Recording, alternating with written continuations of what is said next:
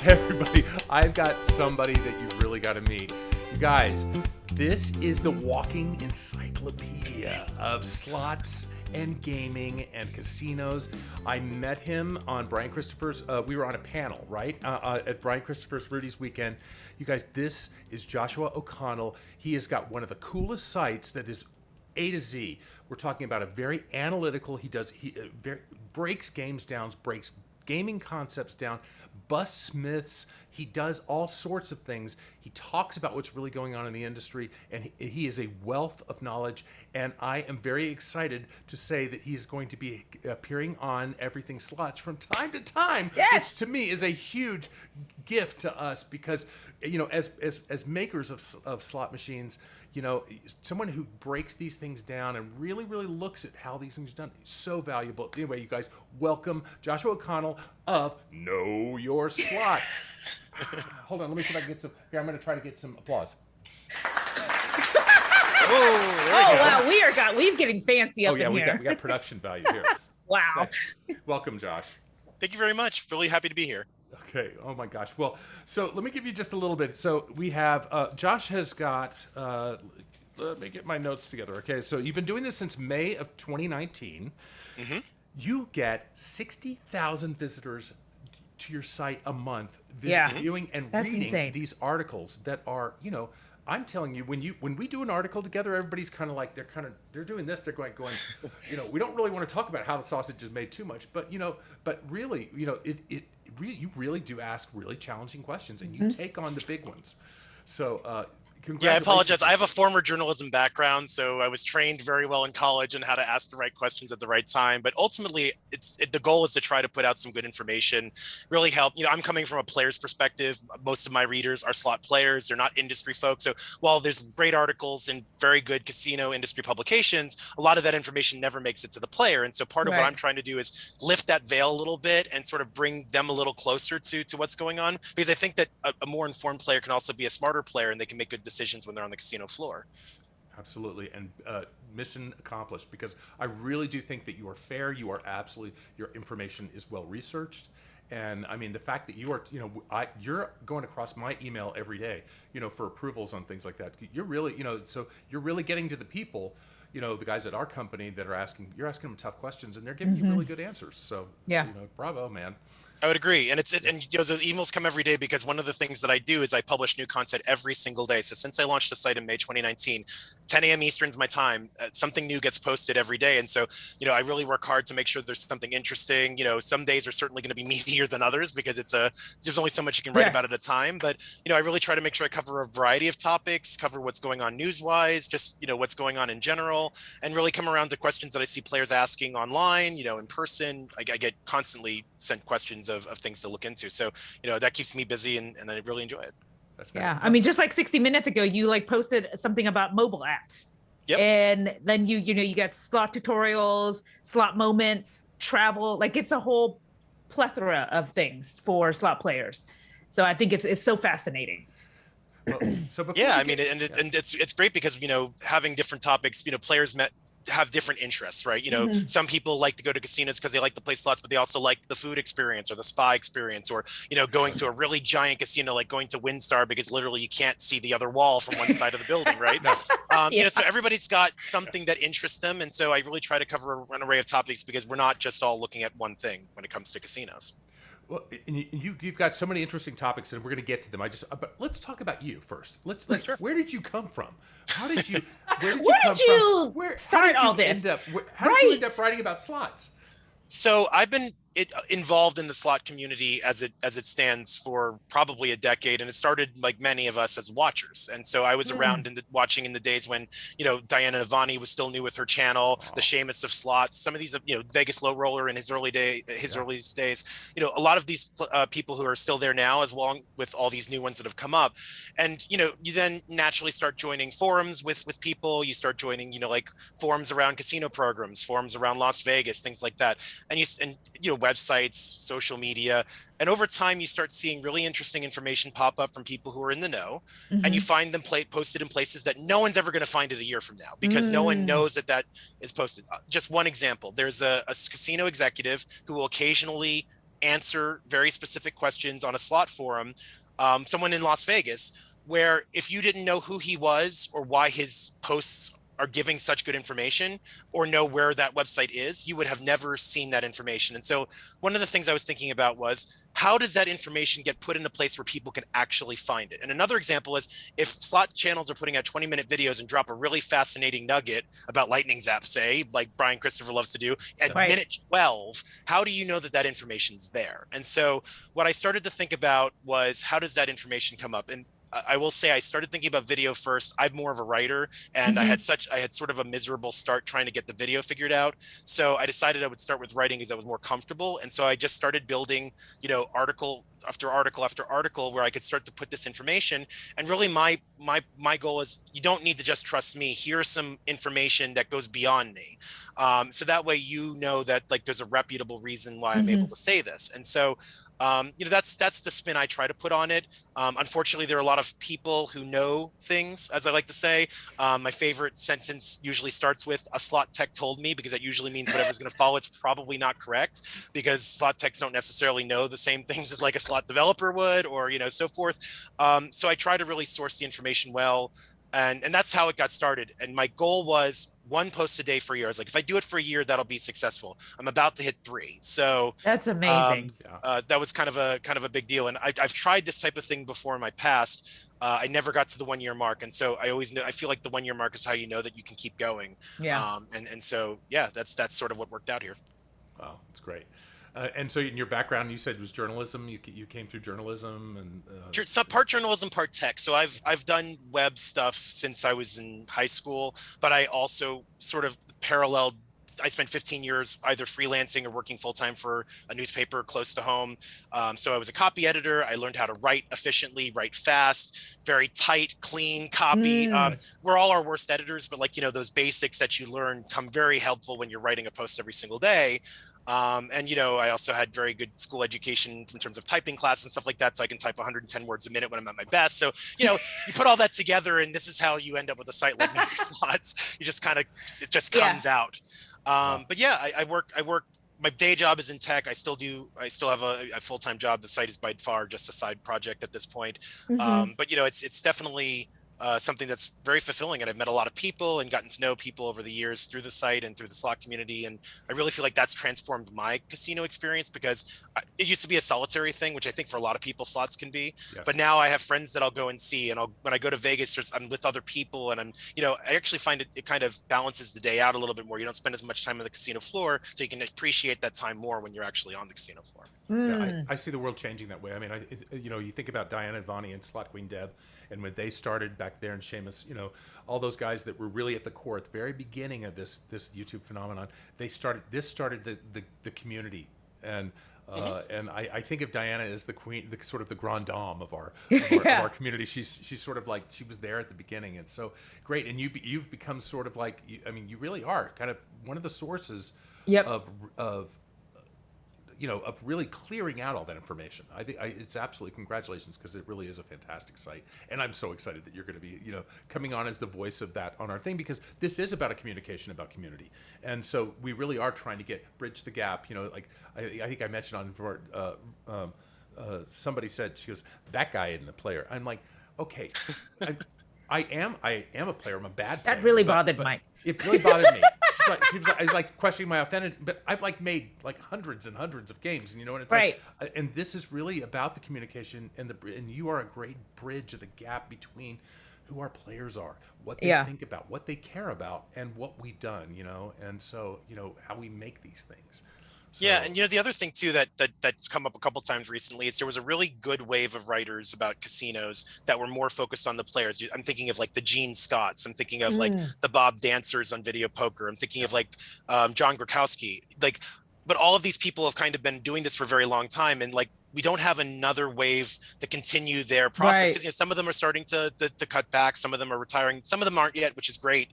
Please keep writing as long as you can, because all of your stuff is amazing. But I think it's important that we continue to have this avenue, and so one of the things I'm really trying to also hopefully is continue that as a spiritual successor of some of that as well. And I'm not a video poker expert like Bob or like necessarily the queen of comps like Gene, but I certainly have my perspective and point of view on those things and can add what I can. So And you're very tenacious about getting your answers, and I think that's really that's true. That's a good thing. It is very good. It's a very good. Well, I mean, that's There's where the always journalism a comes balance, in, right? right? Yeah, There's always there a is. balance. And I know. what I love about you, and one of the features we're going to be, talking about are oh look, it's time. Oh, I know, I love it. Yeah, we got this happens. This is the new sort of My cat's probably going to start screaming in a minute too, so don't worry. exactly. Where my son's going to come in here and tell me that he crashed the car. And The blurriness over in the bottom left corner is my dog. You can see him kind of moving over there, but yeah. So, you're going to be coming in and you're going to be doing some of the first things that you're going to be doing are going to be myth busting, which I love that. I love it. Grateful because that is one of my favorite things is because when we first talked about it, it's just like because people say things and I'm like, how is that even possible? I mean, I understand why you might think that, but no can do. It's impossible. So it's going to be really interesting. I'm so excited about this. Tell me a little bit about where you think the industry's going right now. Where do you think's going on? So it's interesting. So I went to G2E for the first time in October. I'd been watching it from afar, and last year was the first year I was able to arrange to go. And so far it looks like I'll be able to make it back out this October, which I'm excited about. That's awesome. What's obviously been weird about this past year is that the pandemic changed a lot of things. So what I sort of was hearing was sort of an embarrassment of riches, in part because games sort of built up because casinos weren't ready to take them in. And then there was this big push of all these really kind of interesting games. I think some of them got to bake a little longer in the oven because there was just more time. And so I sort of felt that there was a really interesting wave of things going on. I also saw a lot of clone type games, and that always makes me nervous. I think IGT tried to put the word link on like 80% of what they had on the floor last year.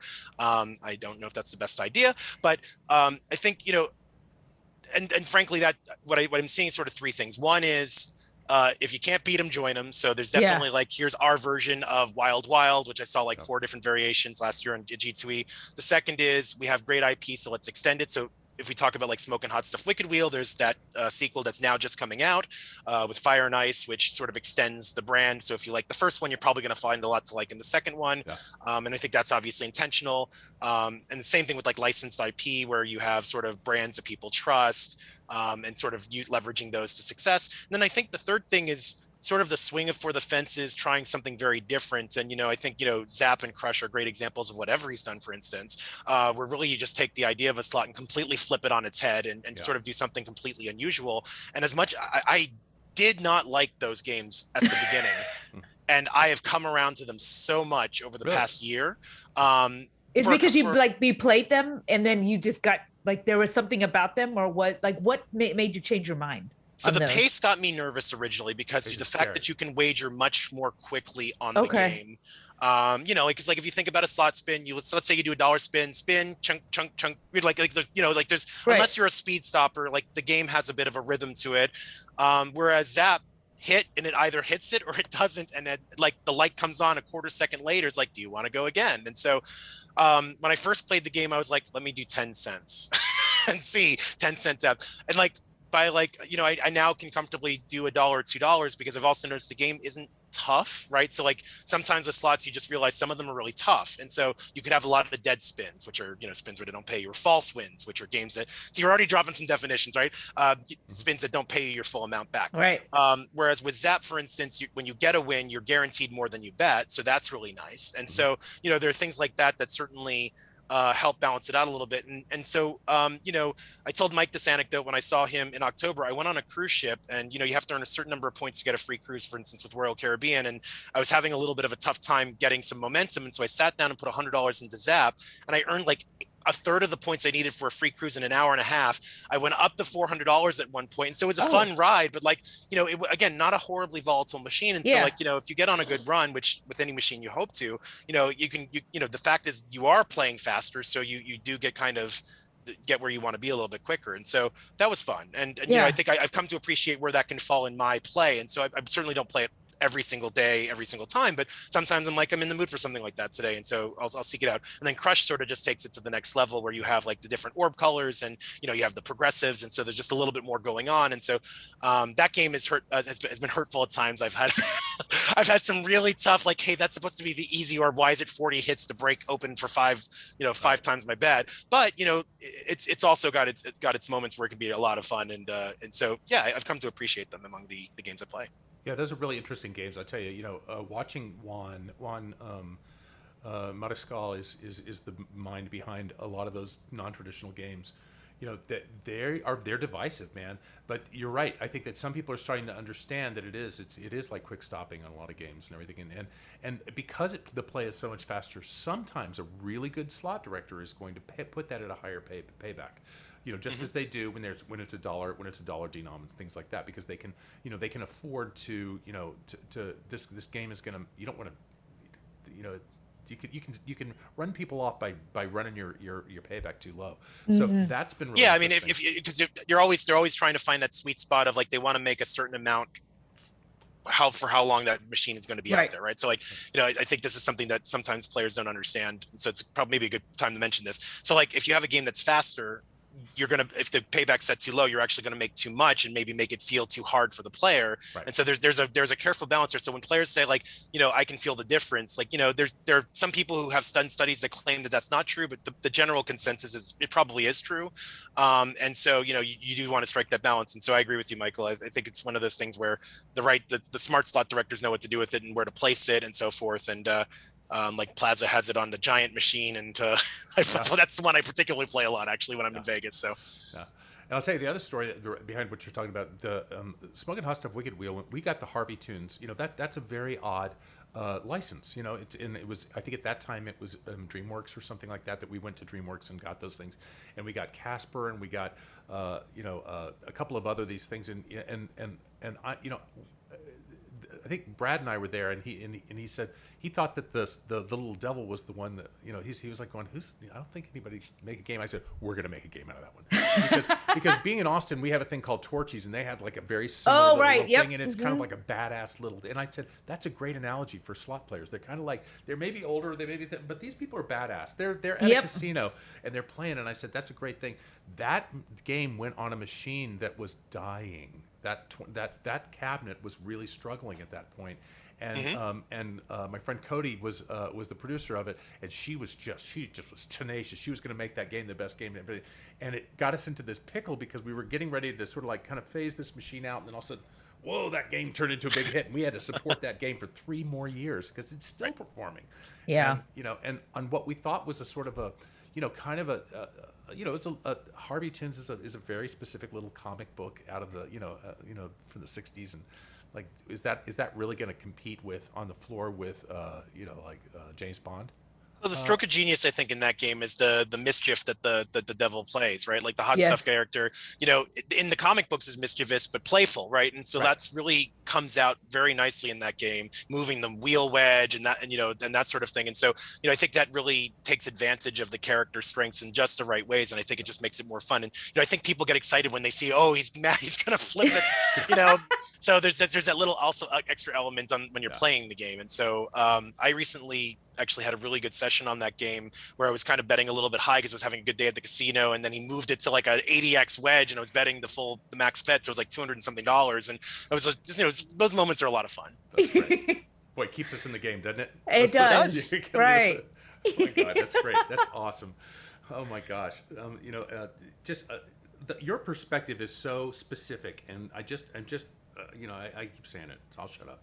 No, but I love it though. But that's why, when we first talked, because Mike sent over your information and was like, hey, I think we need to talk to Josh from Know Your Slots. I looked your site up and I was like, yeah, we absolutely do. We have to. And then after we chatted, I told Mike, I was like, Josh has to be a regular. Like, we have to build the series. We have to talk. We have to check in with Josh, and he needs to be kind of like one of our, pillars that we go to that kind of helps us understand and, gives information back to players, which I think is so important because we could sit here and just pontificate and throw things out all the time. But to have someone to kind of just lay it all out in an analytical but understanding kind of way is, kind of where we're at, right? We have an interesting relationship in that, like, being on the outside, I can see and see things across a spectrum, and so there's always the risk.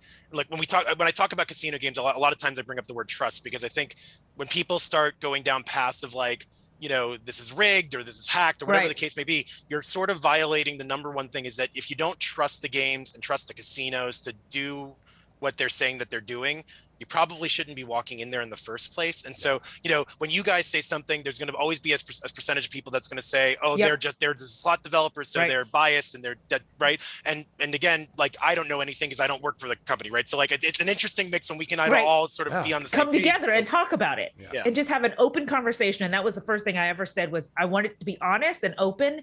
Like, let's just talk. Let's just have a, conversation about these things, and let's share it with the community, because we're not trying to hide anything. We want to make great games, and sometimes, some of the games may need a little bit more help. And so some folks like you, Josh, can say, hey, that was kind of too volatile or too boring or whatever. And that helps us as well. So yeah, I think I'm so excited about this whole thing. Josh is going to be I see Josh as being a big part of everything slots, and I am so happy to have him on here. You guys come back, check out, and now Josh, tell us how many different ways can they connect with Know Your Slots and everywhere on all the different medias. Absolutely. So the website is knowyourslots.com. And as I said earlier, I post something new every single day. A combination of brand new content as well as revised content, because things are always changing. And so I update articles with new information regularly as well. And then I also post daily on social media. So you can find me on Facebook, Twitter, or Instagram. Know Your Slots, all one word. And content goes up regularly there too. So plenty of ways to follow along. And I'm launching my newsletter probably in within a couple weeks of this coming out. So awesome. We'll get to sign up for that. Absolutely. Okay, guys. So subscribe down here for us, but also go to Know Your Slots, follow, do it. Just check out what he's doing, because he's putting out really, really interesting stuff. You guys, thank you, Josh, for coming in today. Stay tuned, you guys. He's going to be back. And our first episode with Josh is going to be, what is it going to be, Linda? It's going to be, I haven't thought of the exact title, but something about misconceptions, just kind of just smashing through all those, because I know all of you guys have a lot of those. I did. Sometimes I still do. I'm like, really? And I've been in this industry for a decade. And some of them I don't know. I mean, some of them, some of these things I don't know the answer. Some of them I'll be like, oh, that's impossible. But some I don't know. Anyway, so you guys, thank you so much. So if you want to go if you want to know your slots, go to knowyourslots.com. And if you want to know about everything slots, go to Everything Slots, y'all. All right, you guys, thank you so much for coming in. Bye.